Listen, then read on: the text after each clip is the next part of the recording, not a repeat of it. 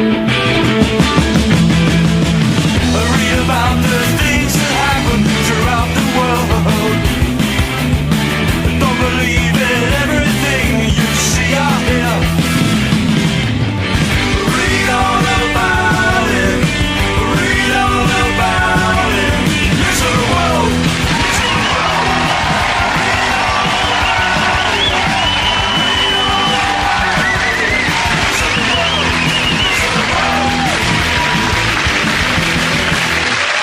Hello and welcome to Mock the Week. I'm Dara Breen. Joining me this week are Andy Parsons, Ed Byrne and Alan Cochrane, Chris Addison, Hugh Dennis and Gary Delaney.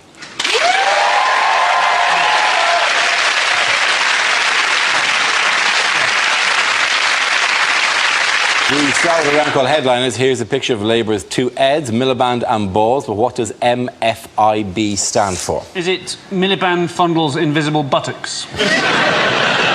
Is Miliband so dull that the headline is, in fact, Massive Flag in Background? Is it Martian Freak Invades Britain?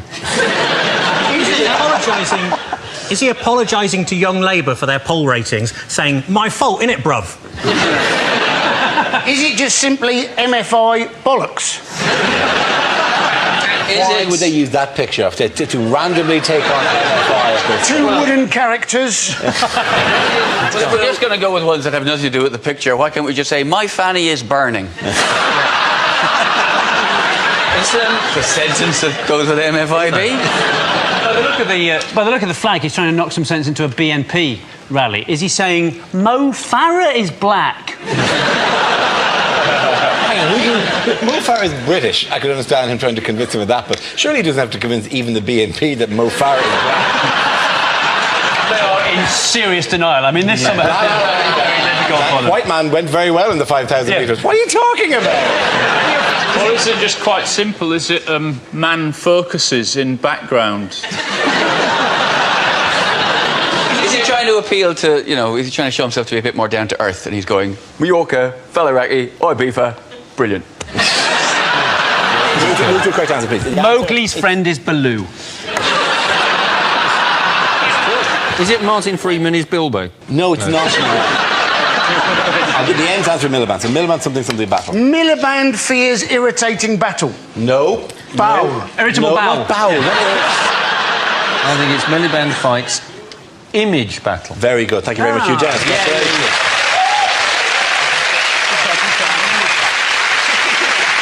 Okay, the answer I was looking for was Miliband fights image battle. This is the news that Ed Miliband has launched a campaign to make himself better known to voters, embracing his geek image and comprehensive school education. It comes in a week when one poll suggests that 63% of the electorate do not see him as a future Prime Minister. The poll actually said, though, it said people didn't regard him as prime ministerial as David Cameron. And you're thinking, well, that's probably not much of a surprise because David Cameron is, in fact, the Prime Minister. Yes.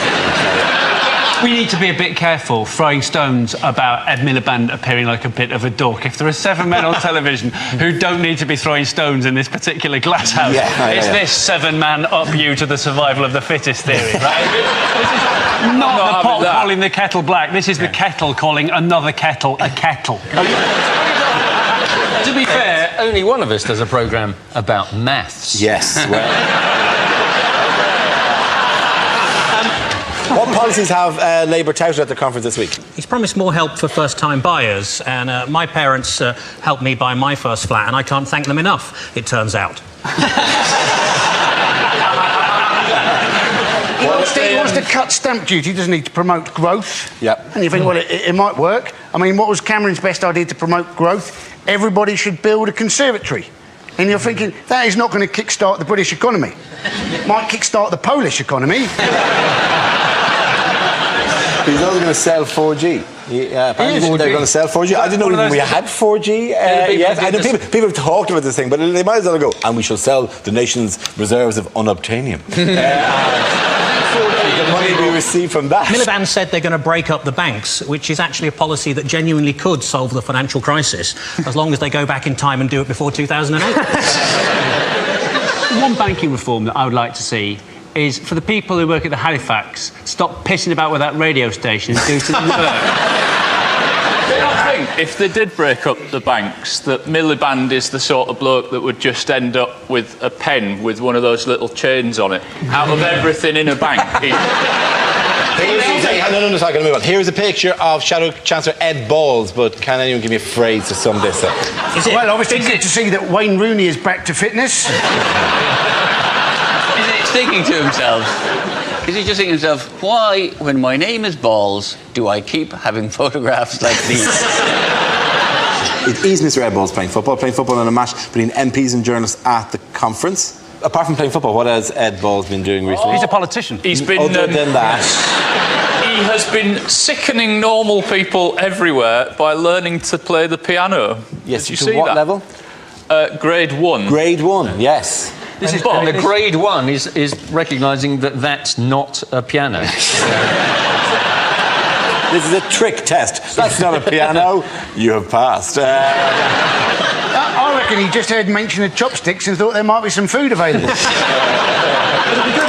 If he does learn chopsticks, that'll be handy for when he's Chancellor and has to beg money off the Chinese. You really, if you go into the Chinese and go, honourable Chinese president. Cling, cling, cling, cling, cling, cling, cling, cling, cling, They will go, you took an interest in our culture. Ding, ding, ding, ding, ding, ding, ding, ding. That's as much as I know. Okay. Darren, do you not think he would have lost them with honourable Chinese person? Opening with that. I'm in the diplomatic corps. What do you say? It'd be like arriving in the Congo on a diplomatic mission with a crate of umbongo. I believe you enjoy this beverage. We're told this is all you drink here in the Congo, which has been renamed for how long? Well, it's now called the Democratic Republic of Umbongo. By the way, who's he doing the test with? Lots of 5-year-old and 6-year-old children. 6-year-old children. 6-year-old child, Ed Balls. 6-year-old child, 6-year-old child. Which is creepy. As a 6-year-old child, you'd be thinking, you've been told, as you wait in that room, if you fail this, you're coming back again. And then a 45-year-old man, even as a 6-year-old, you're thinking, oh my God, this guy is an idiot. Wow, they take this shit seriously. Please let me go. Please don't make me do the exam again. I do, in a way, think it's commendable that he's done it and it's good for him to have a release, but I also think it's a really bad thing for a busy politician to do in a sort of connecting with the people way, because people that have got normal jobs are then going, well, I haven't got time to learn the fucking piano. How have you got time? Well, he should really do what Cameron does and just get pissed and lose his kids and stuff like that. And then people are like, oh yeah, he's one of mine. In other news, what did David Cameron do recently that no other serving British Prime Minister has ever done? Samantha Cameron. Yeah. That's true. But he also went on Letterman in the States, didn't he? Letterman was trying to trip him up by asking about British history, which is tricky because we've got a lot more of it than they have, right? And, you know, American history exams are really easy. They just have questions like, on what date was September the 11th? He did do all right, but he didn't know what Magna Carta meant, when in fact what he should have said, obviously, is what Magna Carta means is that we had civilised democratic government some 200 years before your country was discovered.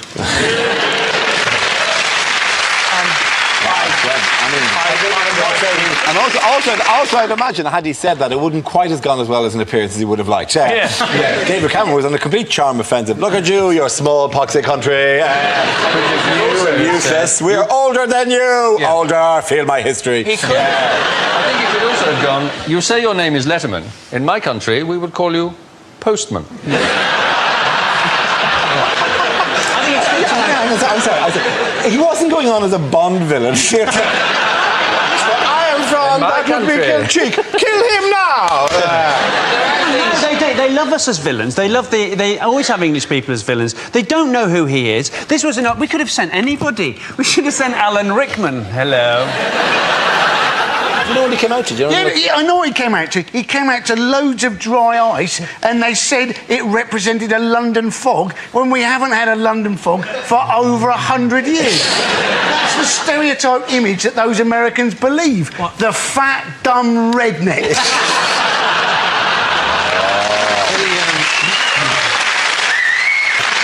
The closest we've currently got to a London fog is Boris Johnson at the moment.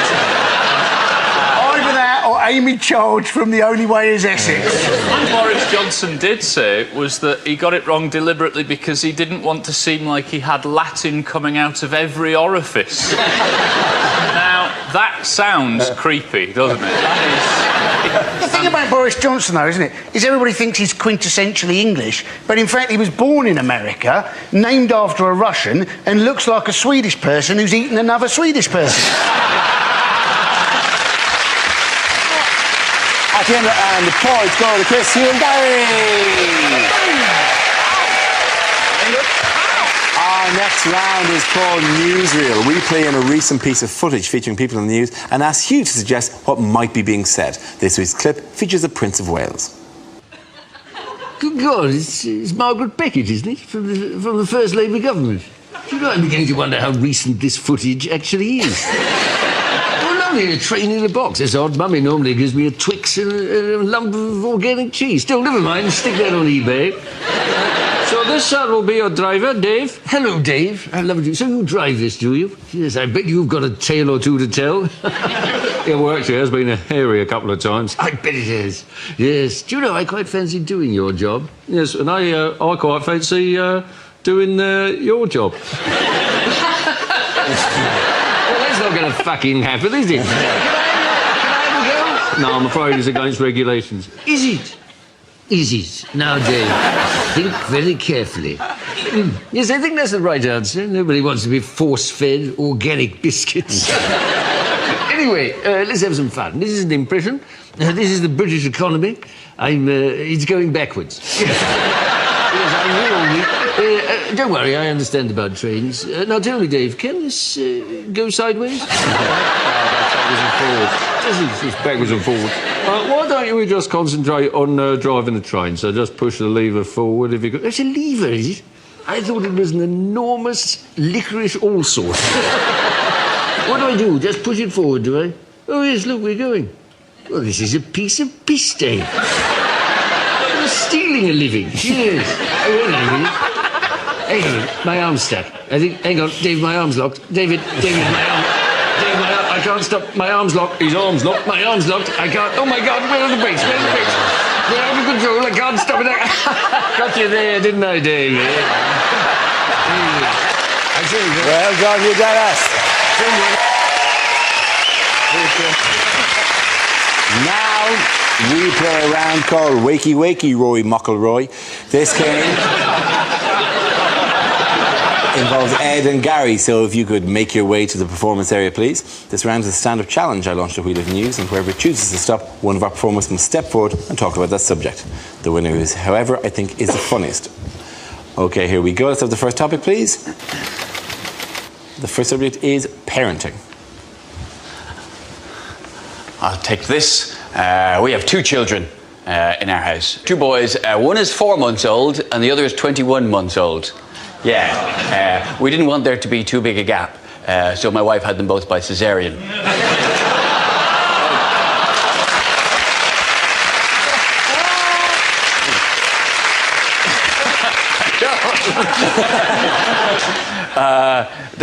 To be honest with you, the 4-month-old, he's already more of a man than I've ever been, because he's already mastered the art of the casual vomit, something I could never do. When I'm sick, it's a biblical event, it's coming out my nose, I'm pulling muscles in my back, but he's so cool with it. He'll puke and then he'll look at you like you just did it. You know, what's this? That was you? Don't think so, doesn't sound like it. But it's amazing the pressure that can build up inside a small child. It's got the puke flies out and the piss flies out and the shit. Honestly, if I was to feed him creosote instead of milk, I could do me fence with him. The thing we've been careful about, though, is even though I have 2 boys, I didn't name either of them after me, because I didn't want to have that big Ed, little Ed thing. Because when you call him one of your sons Little Ed, it just sounds too much like you're talking about your cock. Oh, Little Ed's been misbehaving. It just seems a bit... Honey, will you just hold Little Ed? Just hold Little Ed for just a minute. Hold Little Ed. Oh, Little Ed's been sick on you. It's just not right. Thank you very much, Ed. Okay, that leaves us with Gary. Let's see what you've been left with. Okay, let's spin that wheel. And the topic is celebrity. Celebrity. They've started a celebrity magazine for the elderly. It's called Hello, Hello, Hello. Uri Geller, surprisingly hard to stab.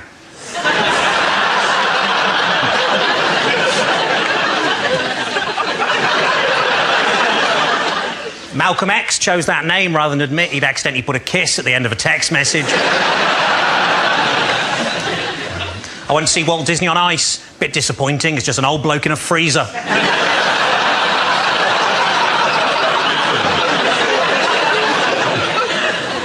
The new president of France said this week that English speakers were arrogant in their refusal to learn foreign languages. At least I think that's what he said. But it all just sounded like haw-hee-haw, haw-hee-haw. And remember, that's not racist if it's about the French. I'd have £5 on the Dalai Lama if I was a Tibetan man.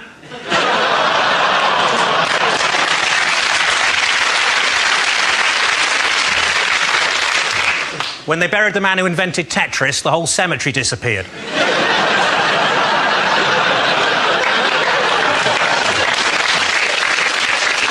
As well as 7 years in prison here, Abu Hamza could be deported to the United States where he could face the electric chair. But on the plus side, if he is electrocuted, at least he can just stick his hook in the air and pretend to be a bumper car. Well done, guys. Point to both of you. Come on back.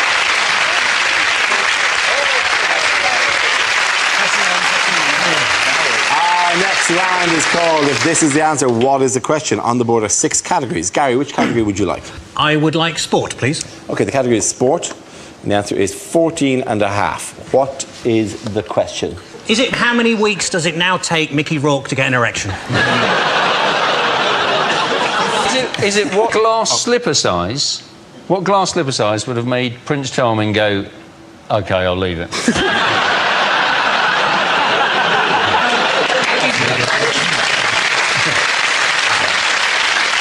How many pubes do the band One Direction have? Is it how many months does Wayne Rooney think there are in a year? Is it how many shades of grey are there really? How many minutes did it take to write Gangnam Style? Is it how many pints? What about this then? How many pints would the 7 dwarves get through if Snow White was there and all of them were driving? Get that, eh? Get the maths of that. I don't get it. I don't get it. 2 pints each to be under the limit, plus a half for the lady, you know.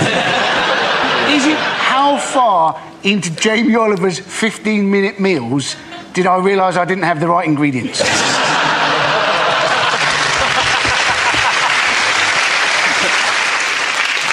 How many hairs has Dara got left?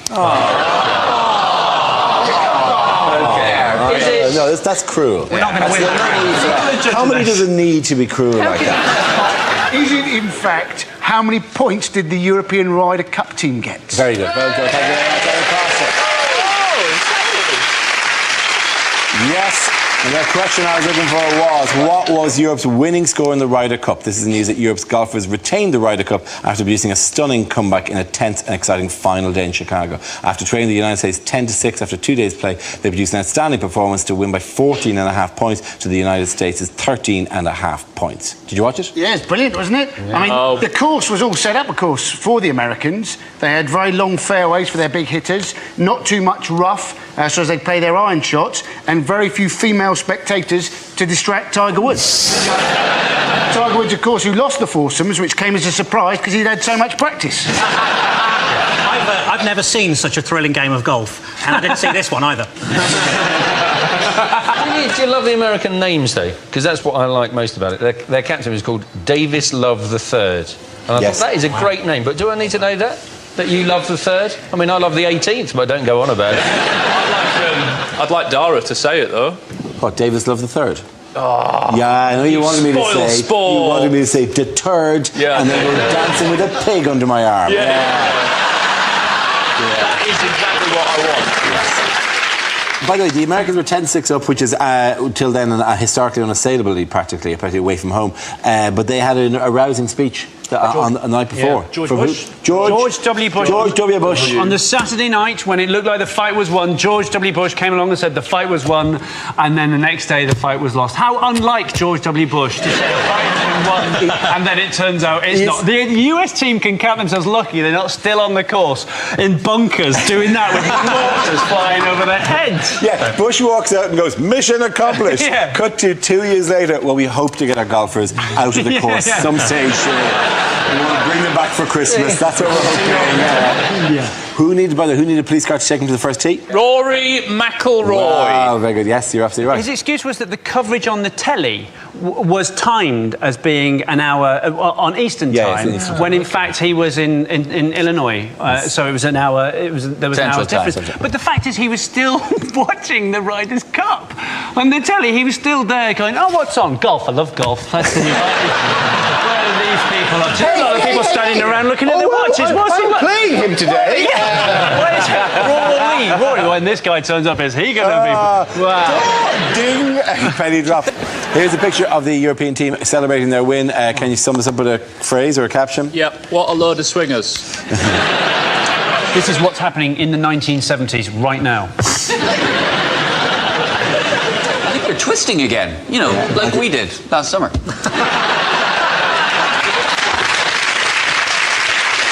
Is this Marks and Spencer's launches its new looks like a dick range? Yeah.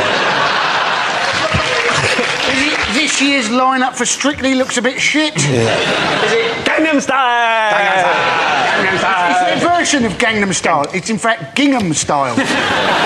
You think they look happy? You just see the bloke in the jacket shop. I sold them! I sold them! Somewhere there's a branch of Garfunkels with no tablecloths. In other news, what are you now able to do in this country at sunrise, midnight, or 3 o'clock in the morning? Watch this show on Dave. Yes. You can get married 24 hours, yes, can't you can.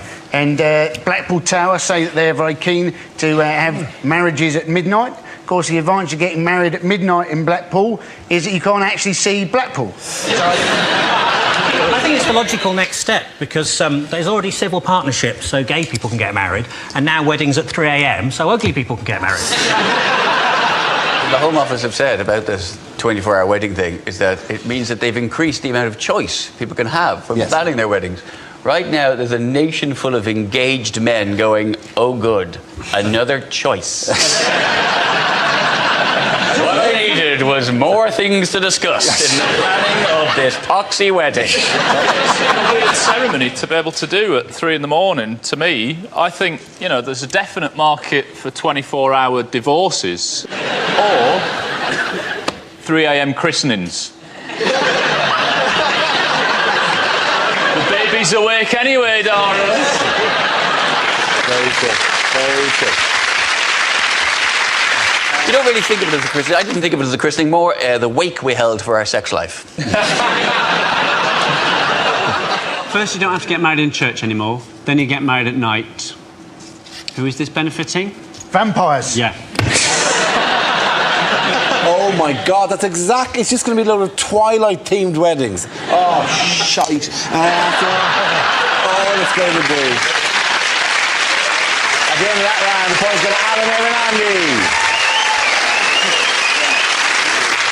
Now we come to scenes we'd like to see. So if everyone can make their way over to the performance area, I'll read out this week's topics and then we'll see what our panelists can come up with. Okay, here we go. The first subject is unlikely things for a sports commentator to say. They think it's all over, but Wayne Rooney is telling his hair surgeons that they've missed a bit. So just 2 laps to go, and then these dancers from Stringfellows will be heading home for the night. Tragedy strikes the Winter Olympics as the ski jumping is accidentally held next to a clay pigeon chute. And that's a 200-yard drive. Colin Montgomery there, too lazy to walk to get the paper. Well, with 200 metres to go, he is on the shoulder of the Ethiopian. I don't know if it's legal for him to be there, but I'm going to slow him down a bit.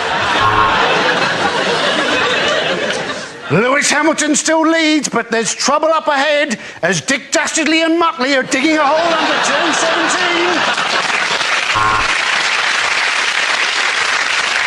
She can see the line now. She can see the line. She's definitely pregnant. Welcome back to the women's shot put. Here's the Lithuanian. My, what a pretty little thing.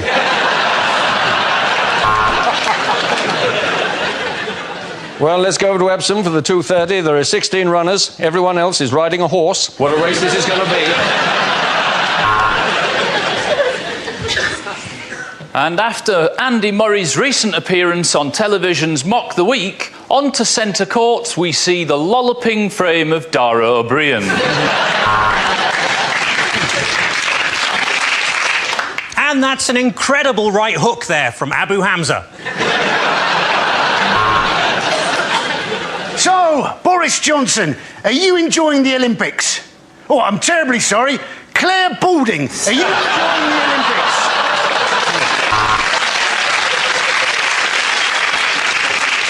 And there was some confusion earlier on centre court when Andy Murray thought he'd signed one of those giant novelty tennis balls, and it turned out to be a fat kid's face with jaundice.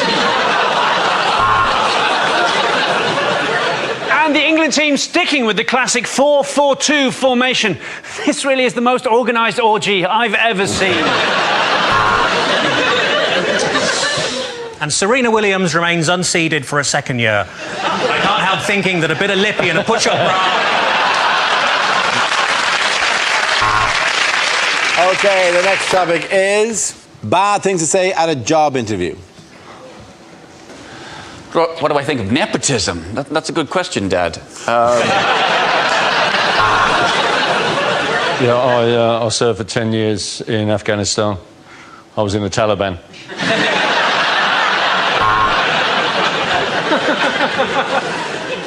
I like to see myself as a people person, although some people have called me a trafficker.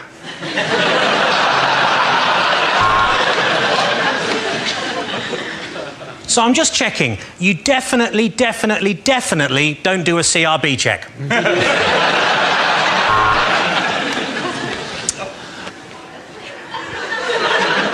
You ask a lot of questions.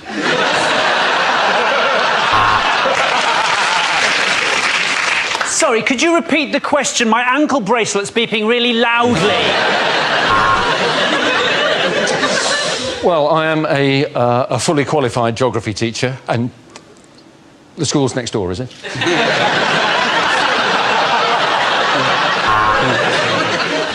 If it were to take you on as an accountant, how do you think you'd cope with all the extra fanny you'd be getting?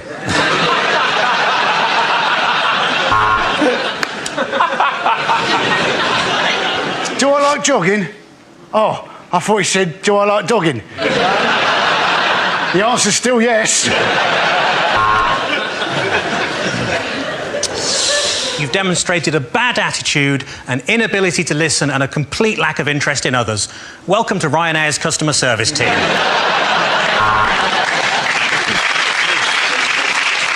Why do I want to be a vet? Ketamine.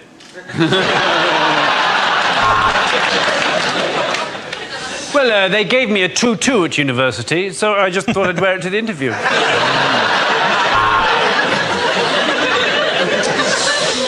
I'd say my three strongest points are attention to detail, a determination to see things through, yada, yada, yada.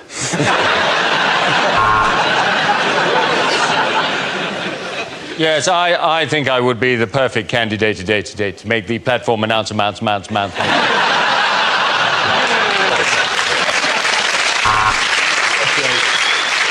do I want to join the army? I just love a man in uniform. What would I do if I won the lottery? Tell you to fuck off. OK, that's it. End of that round. The points go to Chris, Hugh and Gary.